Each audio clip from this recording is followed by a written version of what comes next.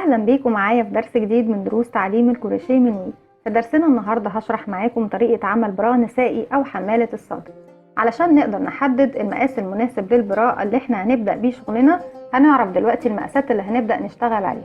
لو انا هعمل مقاس سمول هشتغل بمجموعه من السلاسل بتكون في حدود 6 سم، ولو هعمل ميديوم بيكون المقاس بتاع السلاسل 8 سم، ولو هعمل اللارج بيكون المقاس بتاع السلاسل بيكون في حوالي 10 سم. النهاردة هنشتغل مع بعض هنعمل مقاس سمول، يعني المفروض ان انا هبدأ بعدد 6 سنتي، يعني هشوف السلاسل اللي هتيجي على مقاس 6 سنتي بتاعي. هنبدأ نعمل مجموعة من السلاسل. بسم الله. 4 5 6 7 8 9 10. هبدأ اقيس، يعني بشتغل لسه قدامي كمان 11 12 كده. ال 12 سلسله جابوا معايا مقاس ال 6 سم اللي احنا المفروض نبدا بيه للمقاس سمول. وزي ما اتفقنا لو هنعمل ميديوم هنعمل 8 سم، ولو هنعمل لارج هنعمل 10 سم. بعد كده احنا كده عملنا 12 سلسله اللي هم 6 سم اللي هنبدا بيهم. بعد ال 12 سلسلة هرتفع 3 سلسلة ارتفاع العمود بلفة، 1 2 3، وهعتبرهم أول عمود بلفة معايا. بعد كده هروح لرقم 4، 1 2 3، هتجاهلوا من اللي احنا عملناهم ارتفاع، وهروح لرقم 4 اشتغل عمود بلفة، وده تاني عمود معايا. 3 هكمل بقية السطر بالعمود بلفة. 4 5 6 7 8 9 10 11 12.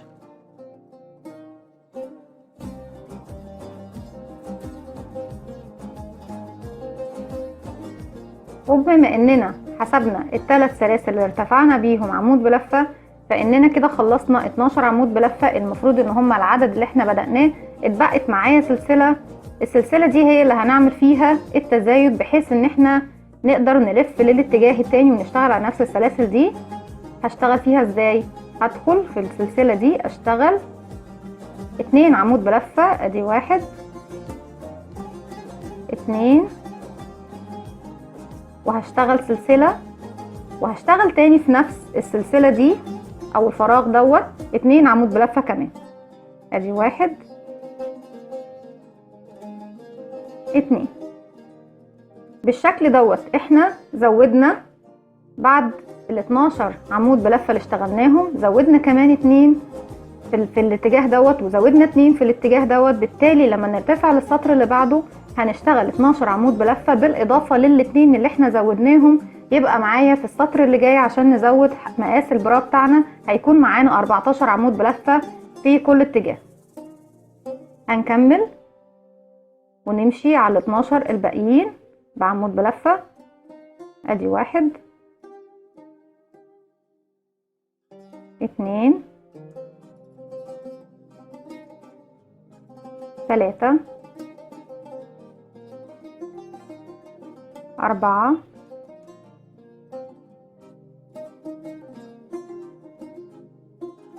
5 6 7 8 9 10 11 12. ودايما الغرزة الأخيرة بتكون جاية بميل أو بكيرف شوية، ناخد بالنا وما ننساهاش. وبعد كده هرتفع 3 سلسلة عشان ارتفع للسطر اللي بعده، 1 2 3. بس قبل ما ارتفع انا عايزة اوريكم الشكل زي ما احنا شايفين بالمنظر دوت. هتكون دي قاعدة البرا، وطبعا هيكون دوت الجزء اللي واخد الدايرة بتاعتنا. وهدور الشغل بتاعي بالشكل دوت. هشتغل احنا طبعا دوت اول عمود بلفة، ال3 سلاسل دول اعتبرناهم عمود بلفة. هشتغل ال12 تاني، ادي كده 1 2 3 4 5 6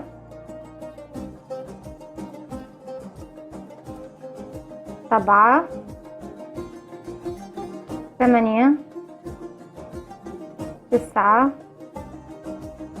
10 11 12. وزي ما اتفقنا احنا زودنا تحت 2 في الجزء دوت، يبقى 13 14. دلوقتي قدامنا المكان اللي احنا عملنا فيه السلسلة، الفراغ اللي عملنا فيه السلسلة هنشتغل فيه تاني 2 عمود بلفة. ادي 1 2 وسلسلة علشان تديني فراغ فوق في السطر اللي بعده، وتاني هدخل في نفس الفراغ اشتغل كمان 2 عمود بلفة. ادي 1 2 بالشكل دوت. انا بدأت ب12 عمود بلفة في السطر الاول. في السطر التاني لاننا زودنا 2 عمود بلفة يبقى بقى معايا في كل طرف 2 عمود بلفة زيادة، يعني بقى معايا هنا 14 عمود بلفة. في السطر اللي بعده هيكون معايا 16 عمود بلفة، وبعد كده 18، وبعد كده 20. ودوت طبعا احنا هنرتفع لغاية ما نوصل لمقاس البراء اللي احنا بيكون عندنا نحدد عليه. وبعد كده هشتغل الطرف التاني. ادي 1 2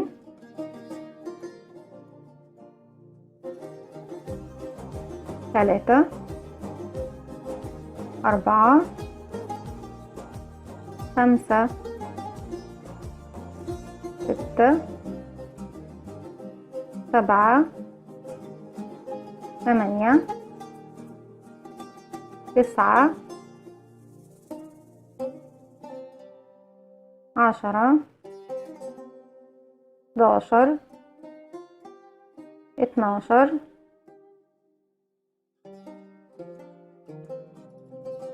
13 14.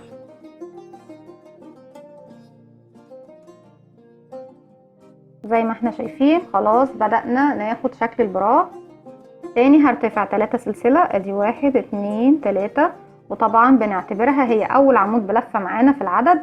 وزي ما اتفقنا احنا المفروض السطر دوت هيكون معايا 14 عمود بلفة، هنزود عليهم 2 كمان وسلسلة في اخر في الفراغ الموجود في النص مكان السلسلة، يعني هنعمل كمان 2 هيبقوا 16 عمود بلفة في الاتجاه دوت.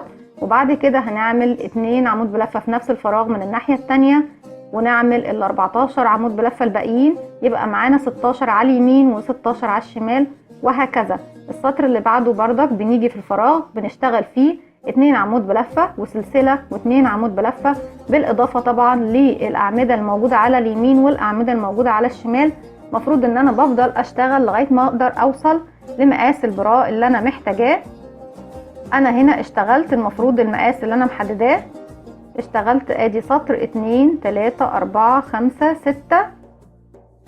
هكمل بنفس الطريقة ان انا بشتغل الاعمدة بتاعتي وبشتغل في الفراغ اللي في النص اللي بنعمل 2 عمود بلفة وسلسلة و2 عمود بلفة، وطبعا السلسلة بتديني الفراغ اللي في السطر اللي بعده. هكمل لغاية ما اوصل لل6 طبقات او ال6 اسطر اللي احنا اشتغلناهم وهرجع له. بكده اكون خلصت 5 سطور، واحنا اتفقنا ان انا خلاص عشان اوصل لنفس المقاس الاول انا اشتغلت 6 سطور. 1 2 3 4 5 6. هشتغل معاكم اخر سطر عشان نأكد مع بعض الفكرة. هرتفع 3 سلسلة 1 2 3، ده ارتفاع العمود بلفة وهعتبره اول عمود بلفة معايا في المجموعة دي. هلف الشغل بالشكل دوت وهشتغل الاعمدة بتاعتي بالشكل دوت. ادي 2 عمود بلفة 3 4 5 6 7 8 9 10 11 12 13 14 15 16 17 18 19 20 21 22. ده بالنسبة للطرف اللي على اليمين. واحنا اتفقنا في الفراغ اللي في النص اللي هو بيكون سببه السلسلة اللي بنعملها تحت زيادة، بدخل داخل الفراغ وكل سطر واشتغل 2 عمود بلفة. ادي 1 2، دي الزيادة اللي بتكون على الطرف الايمن، وبشتغل سلسلة وبدخل تاني في نفس الفراغ واشتغل كمان 2 عمود بلفة. ادي 1 2، وبتكون دي الزيادة للطرف اللي على الشمال دوت اللي هتكون طبعا في السطر اللي بعده. لو انا هشتغل سطر تاني، لو انا حابة تاني ازود في المقاس هشتغل سطر تاني، مش حابة ازود في المقاس خلاص بستكفى بالمقاس اللي انا اشتغلته. وبعد كده هروح للطرف التاني اشتغل الاعمدة اللي موجودة قدامي. ادي 1 2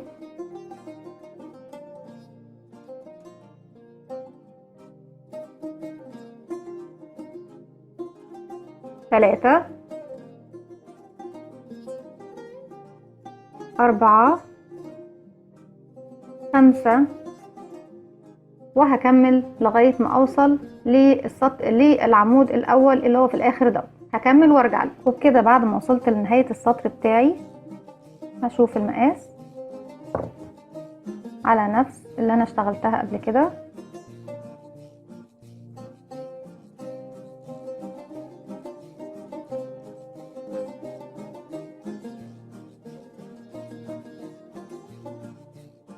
بالشكل ده هنبدأ نعمل بعد كده هنعمل الإطار الأخير بالشكل دوت. هنشوف هنعمله ازاي.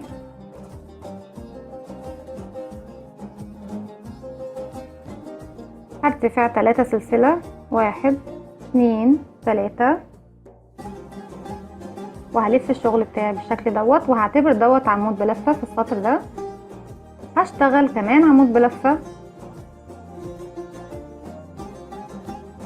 يبقى كده بدأنا ب2 عمود بلفة. هشتغل سلسلتين. ادي 1 2 سلسلة، هعدي 1 2 عمود بلفة من تحت مش هشتغل فيهم، اروح للتالت واعمل عمود بلفة، وكمان رقم 4 هعمل عمود بلفة تاني. نكرر 1 2 سلسلة، هفوت من تحت 1 2 وهشتغل في التالت عمود بلفة، وكمان رقم 4 هشتغل فيه عمود بلفة، وهكذا سلسلتين نفوت 2 عمود بلفة من تحت. ادي 1 2 ونشتغل في التالت عمود بلفة، وفي الرابع عمود بلفة بالشكل دوت. تاني نكرر 1 2 سلسلة، هفوت 1 2 وادخل في رقم 3 و4 اعمل عمود بلفة تاني. 1 سلسلة 2 سلسلة 1 2 افوتهم من تحت واشتغل في رقم 3 ورقم 4 تاني 2 سلسلة ونفوت 2 عمود بلفة ونشتغل. ادي 1 2 عمود بلفة، كمان 2 سلسلة ونفوت 1 2 وندخل في رقم 3 و4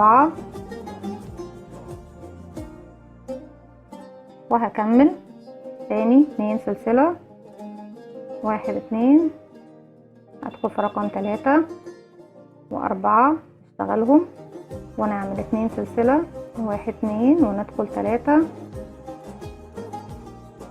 و4 وهكذا. 2 سلسلة، 1 2، واعمل 3 و4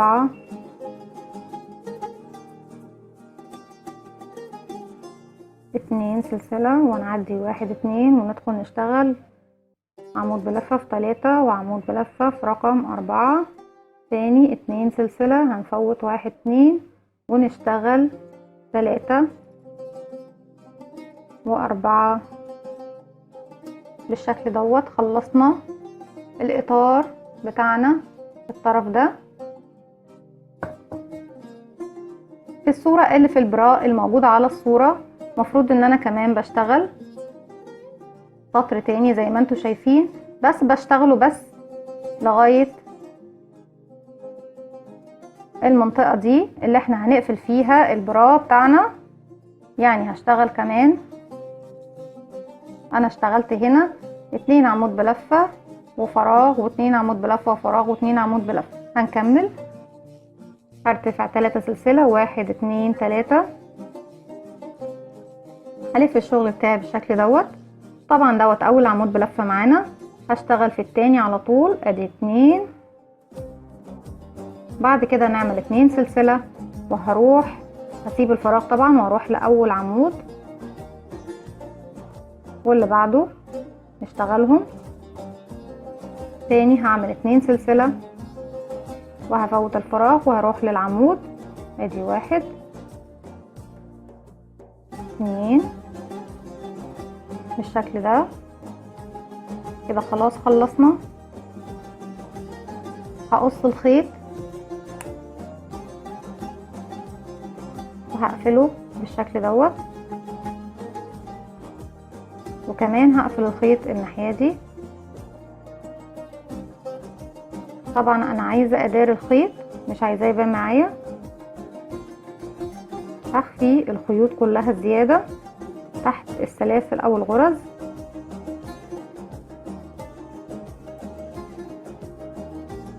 علشان شغلنا يكون نضيف.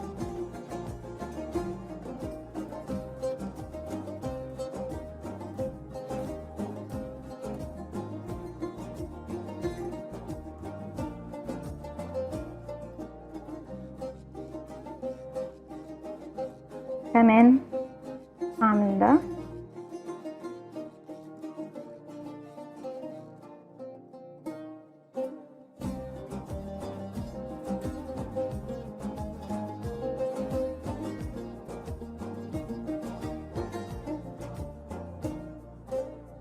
بالشكل ده. بعد كده هنجيب ابرة خيط وهبدأ اشبك الطرفين مع بعضيهم بالشكل ده. هجيب الغرز طبعا قصاد بعضها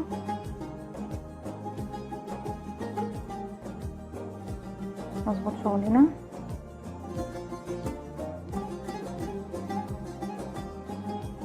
وهنبدأ نشبك. انا بدخل في الطرف الامامي والخلفي من الغرزة اللي قصادها على طول،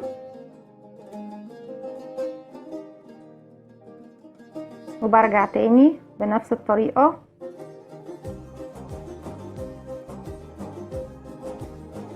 وبشبك الاطراف بتاعتي.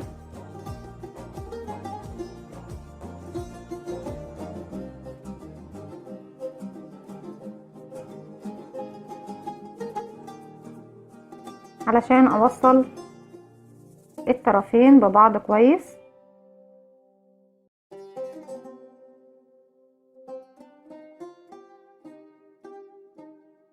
ولو مش حابين تخيطوها احنا ممكن نعملها ان احنا بنشغل مجموعة من السلاسل في الجزء دوت ومجموعة من السلاسل في الجزء دوت، وبعد كده بدخل السلاسل اللي من الناحية دي بدخلها هنا في الفراغ دوت، والسلاسل اللي بالعكس هدخلها في الفراغ اللي قصاده على طول، وبعملها بشكل حرف الاكس لغاية ما اوصل لاخر فراغ عندي هنا، وبعد كده بقفلها فيونكة.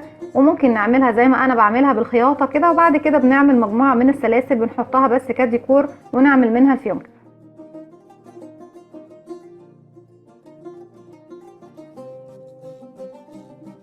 بس انا شايفة ان هي كده بتكون احسن واسهل بالشكل ده. احنا قفلنا الجزء ده من البرا، بس هثبته.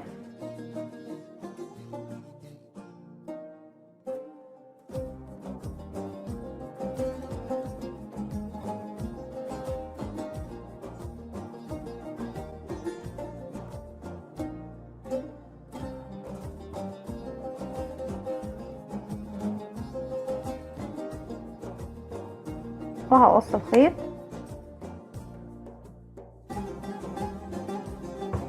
بالشكل دوت. احنا عملنا الجزء دوت من البرا، المفروض ان احنا هنبدأ نعمل الجزء اللي تحت دوت.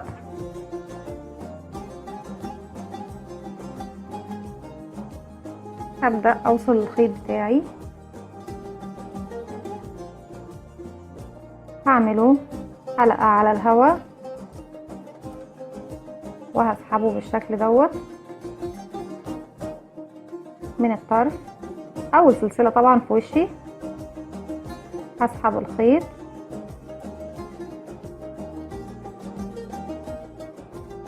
وهعمل سلسلة، وكمان هرتفع مجموعة من السلاسل. المفروض ان انا اعمل الجنب بتاع البرا، المفروض ان هو بيكون مقاسه 25 سنتي، يعني هشتغل مجموعة من السلاسل بما يوازي 25 سنتي.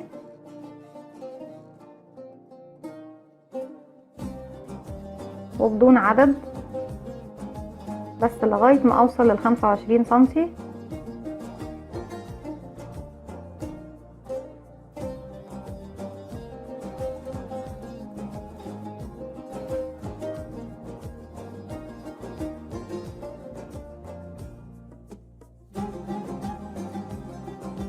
وهقيس طبعا لسه.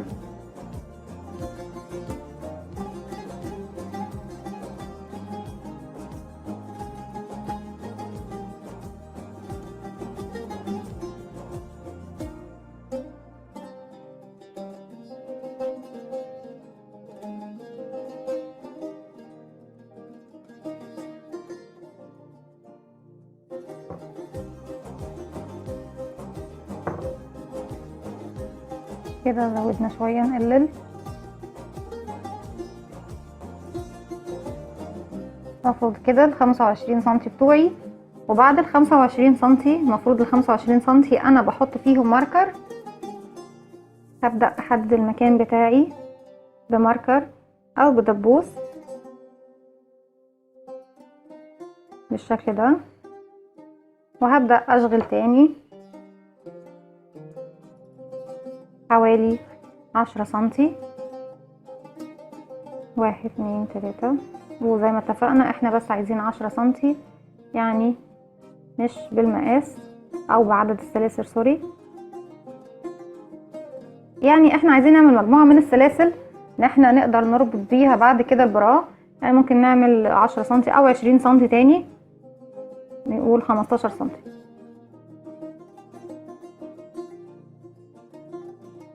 بالشكل ده. وهقص الخيط وهسحبه بالشكل ده. هروح تاني للطرف التاني هكرر نفس المسألة، ان انا بعمل 25 سنتي، بشبك الخيط بتاعي في بداية الشغل في بداية البرا، وبشتغل 25 سنتي من السلاسل، وبعد كده بشتغل كمان 15 سنتي عشان نربط فيهم. هعملهم وهرجع لكم. كده انا خلاص خلصت الطرف التاني، عملت 25 سنتي، وكمان عملت 15 سنتي بعد ما حطيت العلامة بتاعتي. بعد كده هبدأ اشتغل، هرتفع سلسلة. بعد كده هروح للسلسلة، يعني هتجاهل السلسلة اللي ارتفعتها، بعد كده هروح لأول سلسلة قدامي وهشتغل فيها منزلقة، وهفضل امشي بمنزلقة لحد ما اوصل للعلامة اللي انا معلماها بالشكل ده. بمشي بمنزلقة فوق كل السلاسل اللي انا عملتها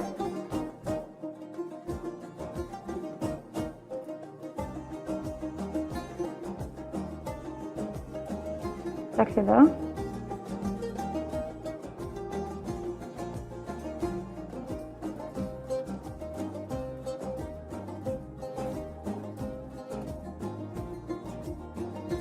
ولما اوصل للمكان اللي فيه الماركر او العلامة بتاعتي بشيل الدبوس او العلامة اللي انا حطاها. بعد كده برتفع 3 سلسلة، 1 2 3، وكمان هرتفع 2 سلسلة بعد التلاتة، 2 1 2، يعني 5 سلسلة في اول واحد بعمله. بعد كده بفوت من تحت سلسلة 2 وبدخل في رقم 3 بعمل عمود بلفة. والخمس سلاسل اللي عملناهم المقصود منهم اني انا بشتغل 3 سلسلة بيكونوا ارتفاع العمود بلفة، وسلسلتين بيكونوا المسافة او المساحة بتاعة المربع اللي احنا بنشتغل. اشتغل كمان سلسلتين وهعد من تحت 1 2 سلسلة مش هشتغل فيهم، وهروح للتالتة اعمل عمود بلفة، وهكمل سلسلتين ونعد سلسلتين من تحت ما نشتغلهمش، وندخل في التالتة نشتغل عمود بلفة، نشتغل سلسلتين، وبعد كده 2 من تحت ما نشتغلهمش، وبعد كده نشتغل في رقم 3 عمود بلفة. هكمل طبعا وهشتغل بالشكل دوت لغاية ما اوصل للطرف التاني من البراء، او لغاية ما اوصل للعلامة بتاعتنا دي. بس هكمل بس لغاية المكان دوت، وبعد كده هنشوف هنشتغل هنا ازاي. هكمل وهرجع لكم. كده اكون وصلت للمكان دوت طبعا، واشتغلت سلسلتين ودخلت في نفس المكان اللي انا بدأت منه سلاسل. عملت كمان سلسلتين وهروح. طبعا انا قدامي دلوقتي الشغل بالعرض، يعني زي ما انتوا شايفين كده العمود بلفة ده بطوله. مش هفوت طبعا سلسلتين، انا هشتغل المفروض ان انا عملت سلسلتين هروح لأول مكان عندي بداية العمود، وبعد كده هشتغل سلسلتين وهروح لبداية العمود اللي بعده. يعني ده كده بداية العمود، ده هروح للمكان دوت زي ما احنا شايفين. هدخل واشتغل عمود بلفة بالشكل ده، وهكمل سلسلتين وهروح لبداية العمود.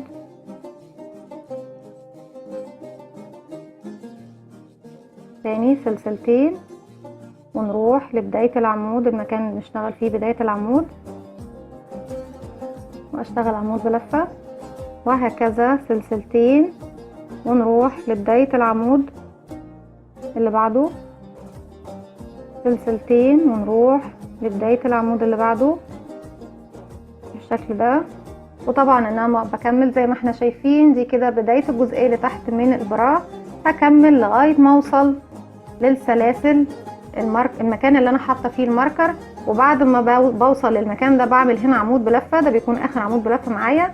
وبعد كده بنزل للمكان دوت واشتغل عليه منزلقة لغاية ما اوصل لبداية السطر. وزي ما خلصنا كده اشتغلت، كملت زي ما بنشتغل 2 سلسلة وفوتت 2 سلسلة من تحت، واشتغلت عمود بلفة في الثالثة. كملت لغاية ما وصلت لمكان الماركر، وبعد كده اشتغلت غرزة منزلقة على كل السلاسل. دلوقتي هفصل الخيط واشده بالشكل ده. انا كده تخلصت طبعا من المكان اللي فيه المنزلقة. عايزة ابدأ اشتغل تاني 4 سطور بنفس الطريقة دي. بداية من هنا هجيب الخيط بتاعي. كان ممكن طبعا نكمل، احنا لما كنا وصلنا للمكان دوت كان ممكن نكمل وما نعملش المنزلقة ونعملها بعد كده نوصل خيط ونعملها لغاية هنا، وبعد كده نرجع نكمل شغلنا. لكن انا مرضتش ان انا اطلع اشتغل ال4 سطور الباقيين وبعد كده اوصل خيط واعمل منزلقة. انا حبيت ان احنا نخلص لغاية المنزلقة طالما شغالين، وبعد كده بدخل اعدي 1 2 3 وفي اول عمود بلفة زي ما احنا شايفين ببدأ اطلع. شبكت الخيط بتاعي وعملت سلسلة، وهعمل كمان 2 سلسلة علشان ابدأ اشتغل تاني بنفس الطريقة، وكمان هشتغل 2 سلسلة لل3 سلسلة ارتفاع العمود بلفة، والسلسلتين اللي هما المسافة اللي بعد المربع. وبعد كده بقف بشتغل عند العمود بلفة التالي على طول بالشكل ده، سلسلتين وبروح للعمود بلفة اللي بعده بشتغل فوقيه عمود بلفة تاني سلسلتين، وهروح للعمود بلفة اشتغل فوقيه عمود بلفة علشان اعمل شكل المربعات دي. تاني سلسلتين ونروح للعمود بلفة اشتغل عمود بلفة فوقيه، وهكذا هكمل لغاية ما هوصل للسطر رقم 5. يعني هشتغل كمان على السطر دوت، يعني ده السطر التاني، هشتغل كمان 3 سطور هخلصهم وهرجع لكم. وبكده بعد ما خلصت خلاص ال5 سطور زي ما احنا شايفين بالشكل ده.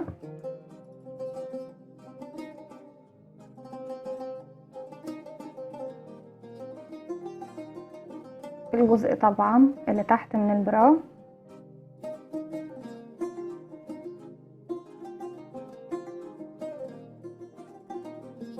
بيكون بالشكل ده. وطبعا عدد السطور دي انتوا تقدروا تتحكموا فيها، هيرجع لذوقكم. حابين تقللوا، بدل احنا عملنا 5 ممكن تعملوا 3 أو 2 زي ما تحبوا، ترجع لكم انتوا او ترجع لرغبتكم. هبدأ اقص الخيط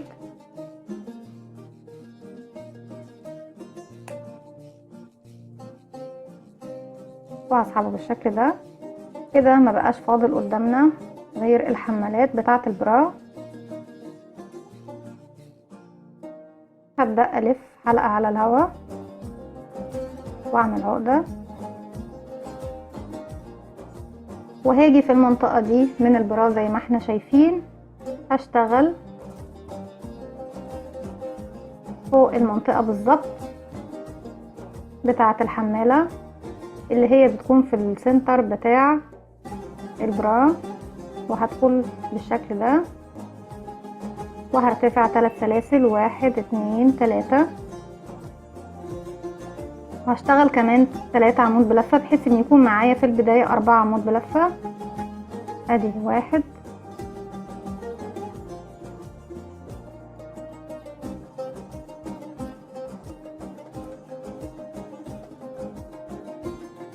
2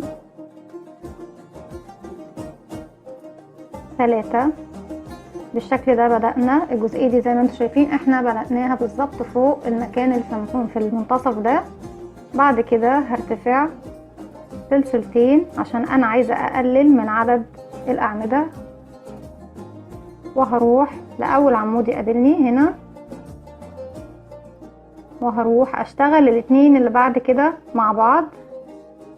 يعني هشتغل نصه بالشكل دوت، نص العمود، وهخلي معايا الحلقة على الابرة، وهشتغل كمان نص اللي بعده واخلي معايا الحلقة على الابرة. بقى معايا 3 اسحبهم مع بعض، هرتفع 3 سلسلة 1 2 3، الف الشغل بتاعي بالشكل ده، واروح اشتغل هفوت 1 واشتغل في التاني مباشرة زي ما احنا شايفين. عملنا الشكل ده زي ال7. بعد كده هرتفع 3 سلسلة 1 2 3، وهلف الشغل بتاعي بالشكل ده، وهشتغل داخل الفراغ دوت عمود بلفة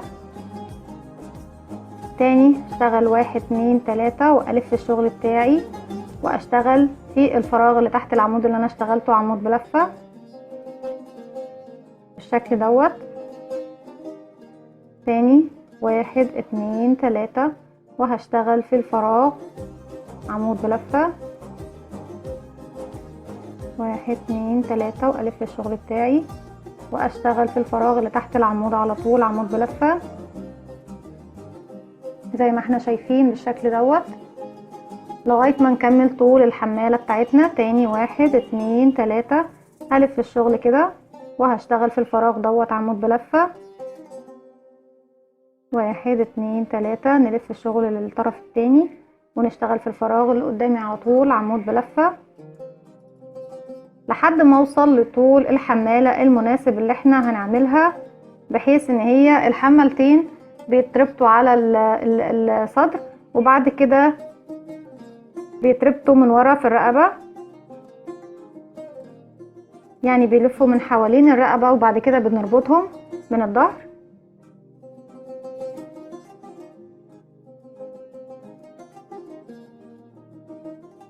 بالشكل ده زي ما احنا شايفين. 1 2 3 وهدخل في الفراغ 1 2 3 واعدل شغلي وادخل اشتغل عمود بلفة في الفراغ.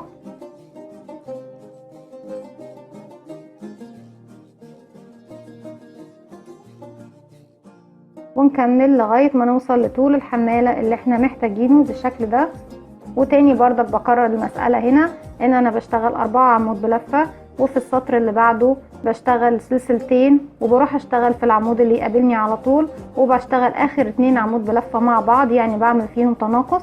وبعد كده برتفع للسطر اللي بعده بشتغل عمودين بلفة، وبعد كده برتفع 3 سلاسل واشتغل بس عمود بلفة في الفراغ اللي بيقابلني، وهكذا بفضل ارتفع لغاية ما اخلص الحمالة بتاعتي خالص. هكمل الحمالات وهرجع له كده. بعد ما خلصنا خلاص الحمالات هنبدأ نعمل الشراشيب بتاعتنا، وممكن نسيبه سادة زي ما انتوا حابين، يعني ممكن خلاص استكفى ان انا اشتغل فيه وابدأ. لو حابين بعد كده نعمل الشراشيب، بجيب اي كراس او ملزمة عندي او اي ورقة مربعة وببدأ ألف عليها الخيط بالشكل ده.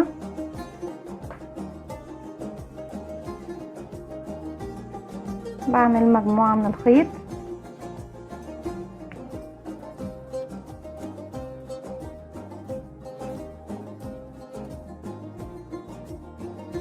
يعني انا بفضل الف طبعا مجموعة كبيرة بس مش عايزة اطول عليكم. وبعد كده بقصها من تحت بالشكل ده.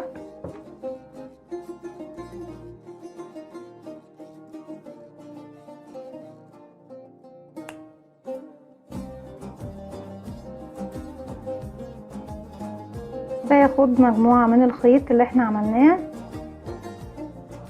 نقول مثلا 4، وبسحبها بمسك المكان المربع اللي انا هدخل فيه، بسحب الخيوط بالشكل ده. وبعد كده بفتح النص كده وبمسك الخيط من تحت، بفتح النص بالشكل ده وبمسك الخيط بالشكل ده من تحت وادخله، وبعد كده اشد. بنبقى عملنا الشراشيب بتاعتنا. نعملها تاني مع بعض. 1 2 3. ايا كانت الكمية اللي حابينها من الخيوط دي ترجع لكم. وبمسكه بالشكل دوت من عند الجزء المقفول هنا، بدخل في المربع بسحبه شوية وبفتح السنتر او الوسط بتاعها، المركز بتاعها بالشكل ده. بعد كده بمسك طرفين الخيط اخدهم معايا فوق، اسحبهم من الدايرة دي بالشكل ده واشدهم. خلاص بنقفل الشراشيب بتاعتنا. تاني نكررها. بساوي الخيط بتاعي في النص والجزء المقفول من فوق بدخل بيه من تحت المربع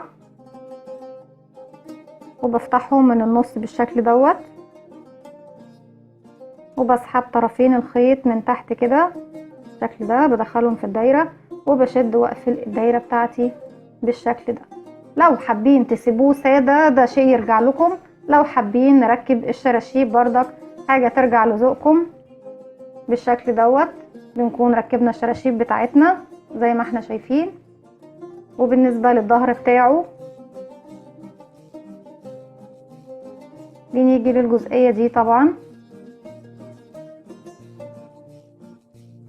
المسافة اللي احنا سبناها وعملنا فيها غرزة المنزلقة بيبقى الطرفين زي ما احنا شايفينهم كده والمربعات قصادي. بجيب الطرف دوت بدخله في المربع هنا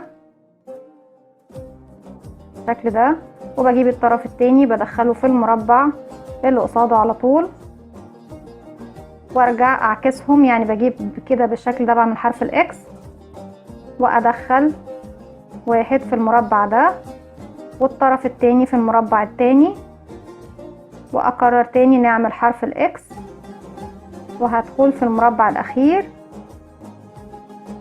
من الطرف ده، والناحية دي ادخلها في المربع ده بالشكل دوت زي ما احنا شايفين. ادتنا شكل جميل. وبعد كده بربط اخر طرف معايا بالطريقة دي، وبيكون شكل البرا بتاعنا بالشكل دوت. وطبعا الحمالات بنربطها من فوق